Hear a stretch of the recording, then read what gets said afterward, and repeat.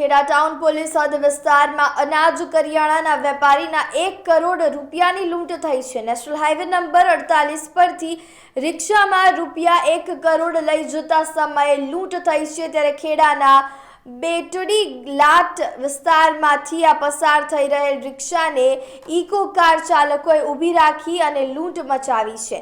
ત્યારે ઇકોમાં સવાર 4 અજાણ્યા ઇસમોએ રિક્ષા ચાલકને આંતરીને રૂપિયા 1 કરોડની લૂંટ ચલાવી ફરાર થઈ ચૂક્યા છે। તો ખેડા ટાઉન પોલીસે અલગ અલગ ટીમો બનાવીને આરોપીને શોધવાના પ્રયાસો હાથ ધર્યા છે। ગઈકાલે સાંજે એક ફરિયાદી રિક્ષામાં 1 કરોડ રોકડ રકમ લઈને અમદાવાદ જવા નીકળેલા તો ખેડા વિસ્તારના બેટડી લાટ હાઈવે ઉપર ઇકો કારની અંદર 4 અજાણ્યા ઇસમોએ એને આંતરી અને એમની જે કેશ છે એ લૂંટી લીધેલી ઘટના સામે આવેલી છે। ખેડા ટાઉન પોલીસ સ્ટેશને ગુનો રજીસ્ટર કરી અલગ અલગ ટીમો બનાવી અને આરોપીને શોધવા માટેના પ્રયત્નો શરૂ છે। સાહેબ, મહત્વની બાબત છે કે આટલી મોટી રકમ અને રિક્ષામાં જ કેમ જઈ રહી હતી અને ક્યાંથી આ રૂપિયા લઈ અને ક્યાં જઈ રહ્યા?